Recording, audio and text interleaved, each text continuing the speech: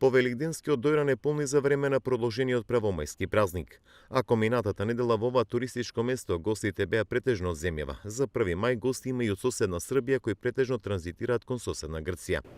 Тие велат дека дојран е препознат меѓу српските туристи, не само заради убавините, туку и по традиционалната кујна.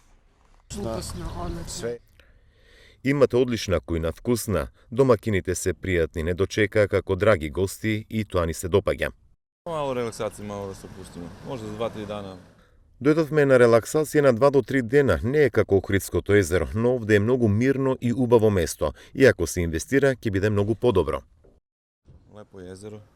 Ако се буде уложил, ќе го супер још боле. Градоначалникот на Дојран Англо вели дека сите капацитети во ова туристичко место се полни. 1 мај според него е увертира за престојната туристичка сезона. Како и секоја година, мај е преполн со гости во Дојран. По она што се најавува и од сместувачките капацитети е дека сите капацитети се исполнети и очекуваме да имаме огромен број на посетители. Се надевам дека и временските услови ќе ни послужат, односно посетителите ќе уживаат во убавините на нашиот прекрасен Дојран. Општинските власти најавуваат изградба на автокампинг во населбата Николич, се со цел да се прошири опфатот на гости и низ другите населби вдолж Дојранското крајбрежје. Ширење на опсегот на крајбрежјето, односно на туристичките понуди и на другиот дел од крајбрежјето.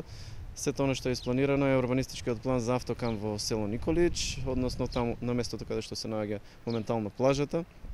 Планираме еден дел да го уредиме за автокамп, односно со помош на урбанистичкиот план и да можеме тоа сето да го дадеме под концесија. Дојран последниве години стана мета на голем број инвеститори кои бараат локација повеќе за изградба на сместувачки капацитети.